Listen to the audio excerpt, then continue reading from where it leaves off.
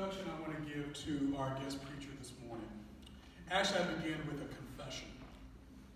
Because it was 3 years ago I invited representatives from the Ecumenical Theological Seminary to come to Metropolitan Community Church to talk about theological education and furthering your biblical studies. Recognizing that traditionally within the MCCs, that many of our clergy didn't have the opportunity to go to school and to be completely authentic on who they were.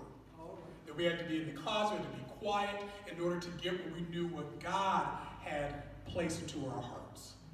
But we were grateful that here at the ETS school, this is one institution that said, no, we welcome you and we want to meet with people of your congregation. So we invited people to stay after church and they did the presentation, and here's the confession. The very last person who I would have imagined Amen.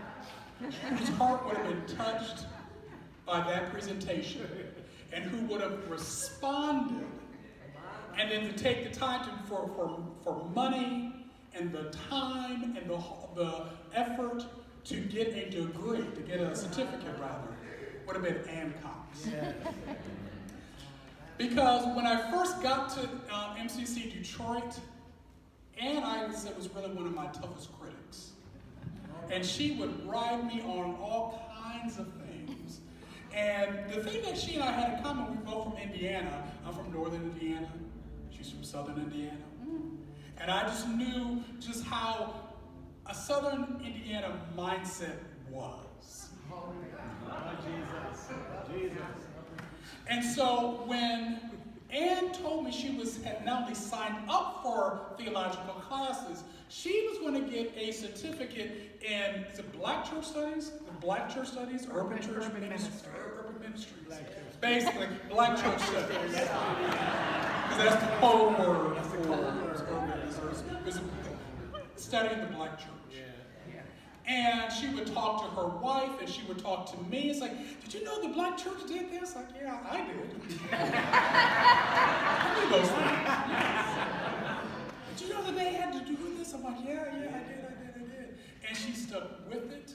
And the thing that just really impressed me to no end is not only did she go to school, she made it her effort to get straight A's.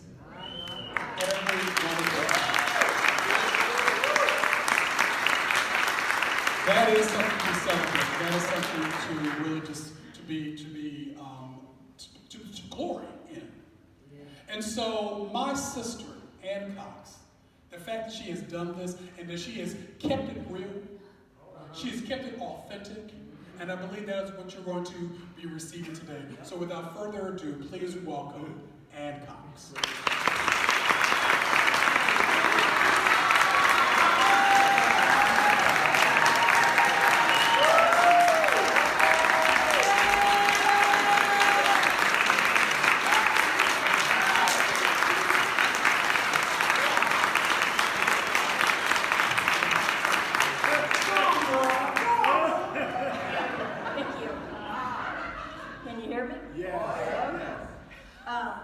He said so many good things, I'm not sure I have to say much. Actually, for those of you who are real Bible thumpers, the walls are not going to fall in because I don't have on a smock or whatever.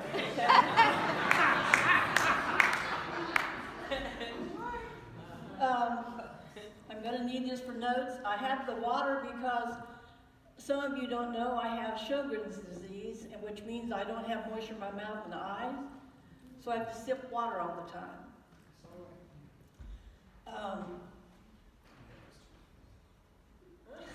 In case I run out. How about let's have a prayer? Heavenly Creator, thank you for so much for being with us today, as you are always. Keep me in line and try to keep me awake for 2 hours while I'm in this sermon.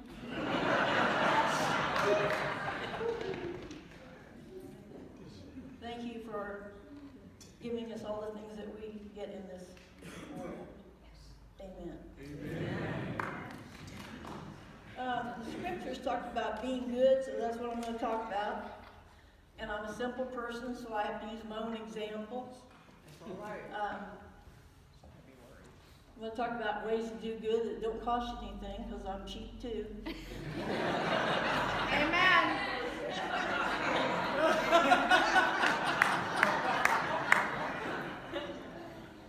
Let's talk about probably one of the hardest things is driving in your car. You know, when people cut in front of you, or you don't want to let them in front of you, you should do that. And it's a really hard thing to get your mindset to, because I know I still lose my temper and get carried away. But anyway, try to get in your mind that they're going to the hospital because their wife just went there, or their little kid went there, or they're so sick they have to get to the hospital right away. Try to change your mind so that you focus on that instead of the fact they cut in front of you and they're a turd, okay?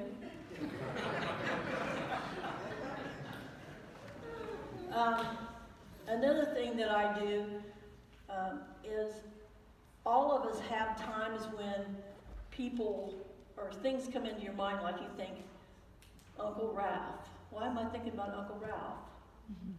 Or Aunt Bertha, or whatever.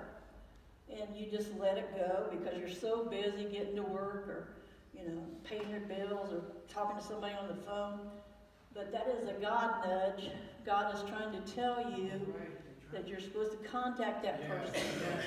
You're supposed to write a note, you're supposed to call them. And if you're real lazy, you can ask your partner, like I do all the time. Reverend Deb, I think Joe, you should call Joe. And she says, no, you do that.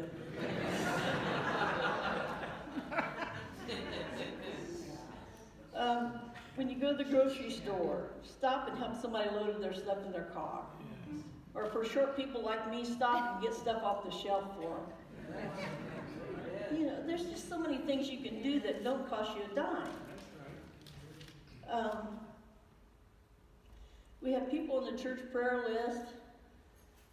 How many of you pay any attention to the church prayer list that's listed on the bulletin? I know you look at it when you get here, but how many of you go visit those people, call them, send them a card? The most difficult hospital visits always are the most rewarding. Come on.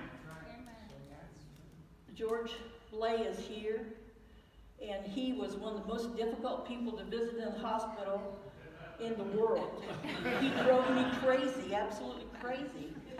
And I made myself go, and he's become one of my dearest friends.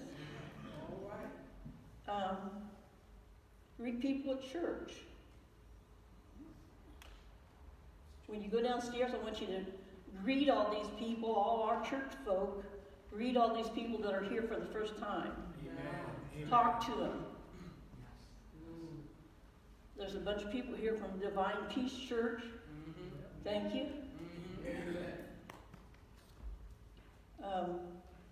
There are millions of ways to do good. Just find the ways, and you will be so much happier with yourself, and you will give our Heavenly Creator a reason to smile.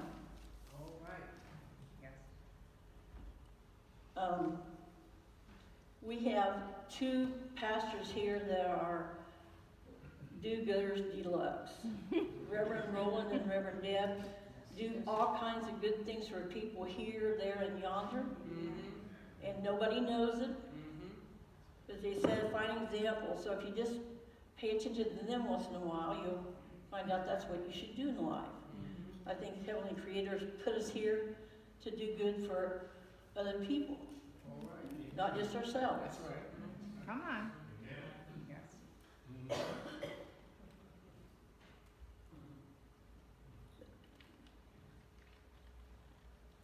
We're so busy these days trying to make a living, answering our cell phone, texting on our cell phone.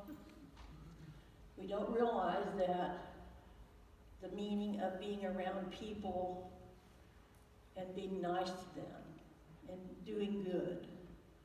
So if you don't take anything away from here today, besides that, do some good. It'll do the other person a lot of good, and it'll make you feel a whole lot better about yourself. I'm going to end this wonderful sermon with a, Yes. well, I have a story to tell. Since I'm acting like I'm such a goody two-shoes and I do everything right, I'll tell it so you don't think I'm ready for sainthood. I have a dear friend here today, Gary Reimer. Gary, where are you? Right back there. And Gary Reimer and I are really terrific friends. I don't know how we got to be terrific friends, but we are. And Gary, and please do not do anything bad to him in the social hall. He's a Republican, okay?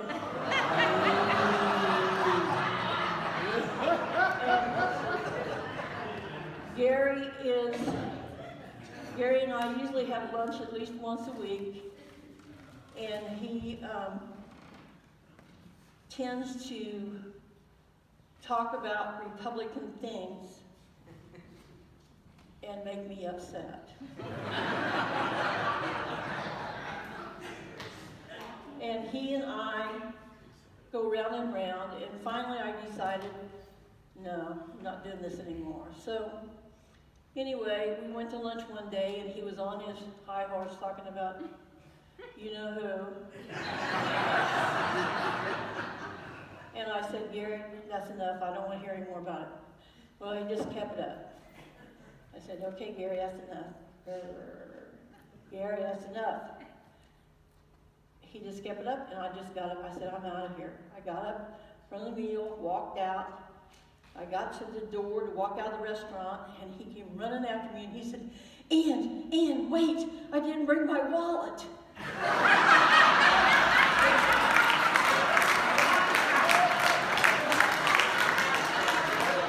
Now, it gets worse, okay? It wasn't one of my goody two-shoe days, okay? So I said to the cashier when I went over to pay the bill, I said, he does this to me all the time.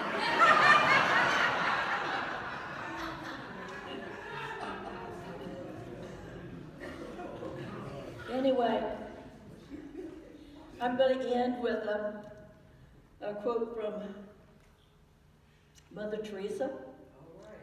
She says, don't look for big things, just do small things with great love. The smaller the thing, the greater must be our love. I think that's it. Amen.